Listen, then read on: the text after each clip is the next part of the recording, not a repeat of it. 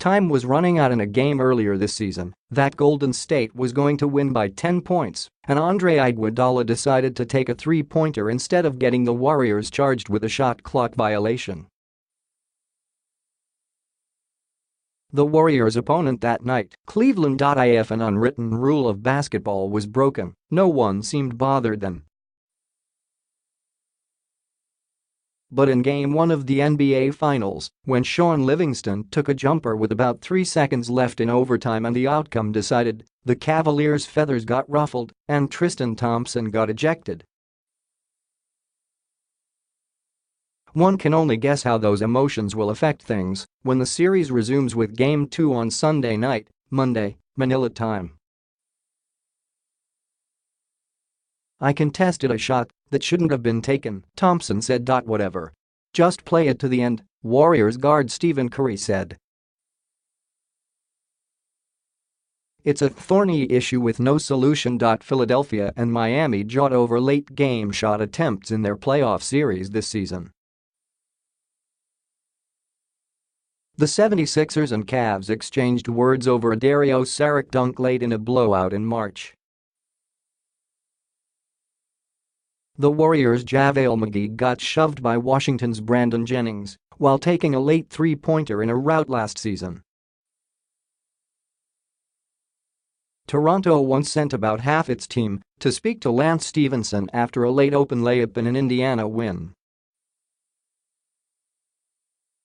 And now the rules, arbitrary as they may be, are up for debate in the NBA Finals after the Cavaliers took offense to the Warriors playing offense. I mean, it's like the unspoken rule in the NBA, if you're up by 10 or 11 with about 20 seconds left, you don't take that shot," Thompson said. "I made the contest, and next thing I know I was being kicked out for making a contest that we learn in training camp. I don't know why I got thrown out." Referee Tony Brothers explained why post-game, saying he saw Thompson go into Livingston with his elbow high on that shot. In Brothers' eyes, that merited the assessment of a flagrant 2 foul and ejection. "It's not affecting the outcome of the game," Miami center Kelly Olynyk said on Friday from India, where he's appearing at a Basketball Without Borders event for the NBA this week. "It doesn't really matter to me. It doesn't really make a difference to me. It doesn't make a difference in the outcome of the game, win and loss record. If a guy wants 2 more points, we'll give it to him and move on. Thing is, the Warriors take those shots all the time. It's basically a team policy. Since the start of the 2016-17 season, when facing such a situation, time running out, shot clock still on, game outcome clearly decided, Golden State has been charged with a field goal attempt 38 times while committing only 5 shot clock violations." Warriors coach Steve Kerr has a simple rule: don't partake in any habit that leads to a turnover. His guys are listening. That's our thing, Golden State forward Kevin Durant said. "It's no disrespect to any other team. It's just what we do. We don't want to take the turnover. We take the shot. So we've been doing that all year, since I've been here too."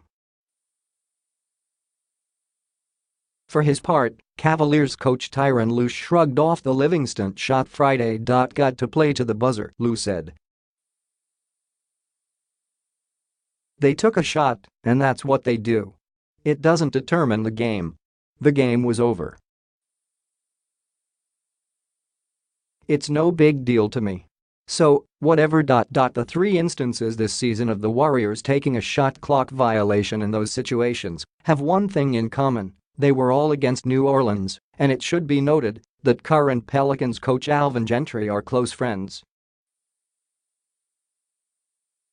Otherwise, they don't take the foot off the gas. In the past 2 seasons, the Warriors have taken shots in the final seconds with leads of 30, 36, 44 and 45 points.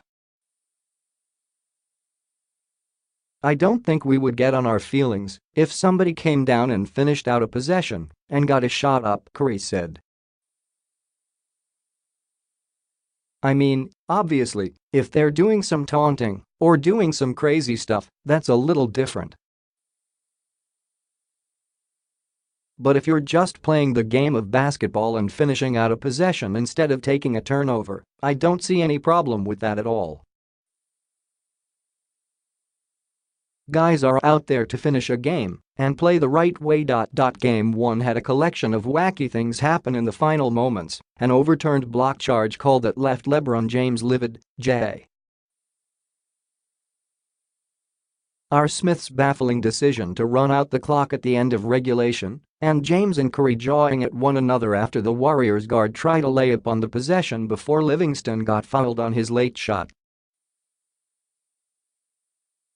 And Cleveland hopes its frustration becomes fuel for Game 2. It's not going to be a prom dance, Cleveland's George Hill said. It's going to be a fight.